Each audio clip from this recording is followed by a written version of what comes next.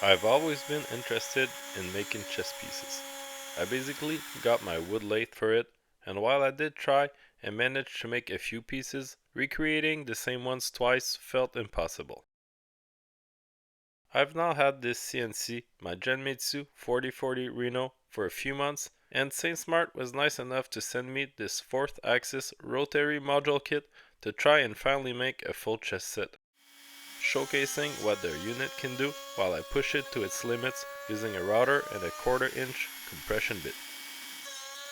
Installation is as simple as bolting it down parallel to the X-axis of the CNC and plugging it into the controller. It's automatically seen as the A-axis in Universal G-Code Sender, the free app I use to control the CNC. Candle, the app suggested by the instructions, works just as fine. I initially installed it on top of my second protective spoil board, and that worked fine to get it going and testing how it works, but once I realized it was a very tight fit with the 1/4 inch bit, I decided to cut out the rectangle out of my top spoil board, saving me 5/8 of an inch in clearance. At this level, which is the level the CNC came as, there's plenty of space to use the full diameter available on the 4th axis. I first started by downloading a set of chess pieces as a 3D printable STL. Using FreeCAD, I can import those and create the G-code file required to process them on the CNC. The chess pieces were free and there's a ton to choose from thanks to the generosity of the massive creator world. I got them from a site called Thingiverse. Once I got that ready, I started testing on some pieces of 2x2 softwood, which is a good idea because none of those would have made it to the cut for the final pieces. The machine works fine, but adding a 4th axis adds a lot of variables that you need to think about when planning the tool path in FreeCAD, which is basically how much the 4th axis turns between each cut, how deep you cut each layer, speeds, and other factors. I took lots of notes, and after a few not so great looking pieces, I had it down and was ready to make my final piece. For those, I decided on some hardwood that I bought last year, rough cut 2x3s that I kept next to my shed. I get them inside and mill them square when needed. It's beautiful hardwood, I'm not sure of the species, but it always comes out great with complex figure.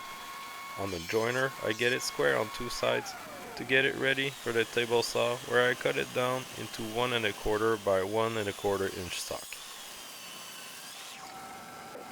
I cut those to length on the miter saw and get them mounted on the 4th axis module. Mounting the pieces is done with two handles that you insert into the chuck. It holds very well. The tail end can be positioned with bolts in a few starting positions, but the travel is pretty huge, so I've not had to change this much from the longest position. To get a starting position for the spindle, I use a XYZ probe. I won't get into too much details, as this is an extra step that I decided to do, and positioning it by hand would work as well for this level of precision needed to make chess pieces. If you enjoy this kind of content, please consider subscribing if you haven't already. I'm finally ready to get going, and I started with the 16 pounds before getting to the bigger and more complex parts. The pounds took about 45 minutes each. After lots of testing, I found that running two programs, one that clears most of the wood with a bigger 1/4 inch bit and a smaller 1/8 inch bit coming in with the precision work, was the best for time and results. Using only the smallest bit made it take 3 to 4 times longer, while using the bigger bit doesn't give even close to the precision needed to finish chess parts.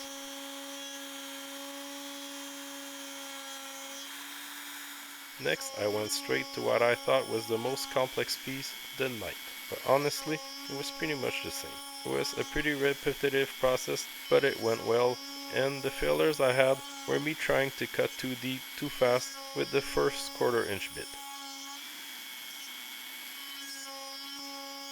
Having the piece on the chuck is not like having it flat on the spoil board, thinner cuts are required. While I would cut 3.5 millimeters on the flat spoil board, I'm cutting around 2 millimeters for the chest pieces per layer.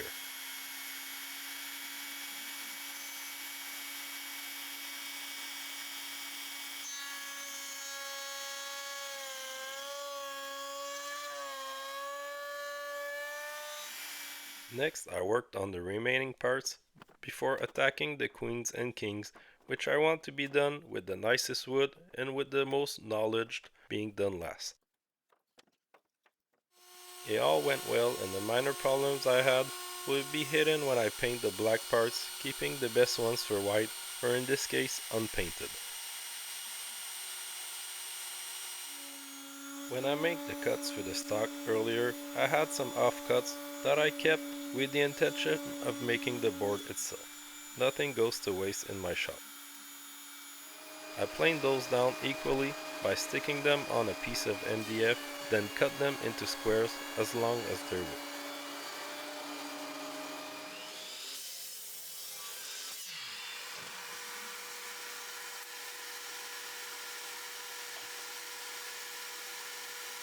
I painted half of them, glued them into a piece of MDF, and with the same offcuts made a miter frame to go around.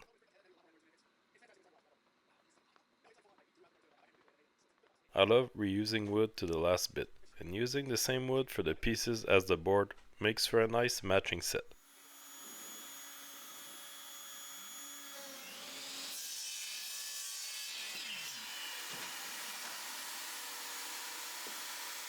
Painting and finishing those gives me a great idea of what the pieces will look like. The pieces came off the CNC basically sanded. I'm amazed how smooth they look and feel. I painted half of the pieces the same paint as the board, then finished both and the board with wipe-on polyurethane, 3 coats of it over around a day. I'm glad I went with a shiny finish. I think it looks great on those parts.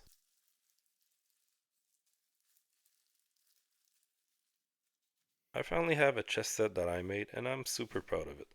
The wood is beautiful and I love how the hardwood pieces sound and feel on the board. Now excuse me while I go and set up a game of chess. I have a ton more ideas for handles, for furniture, buttons, statues and more to make with this 4th axis module. It can go up to 50 millimeters or 2 inches in diameter and I sure plan to use it all and put it to the test. Thanks to Saint Smart for providing me with this 4th axis module to review and show on my channel. Thanks to all subscribers and see you next time for more builds of all sorts.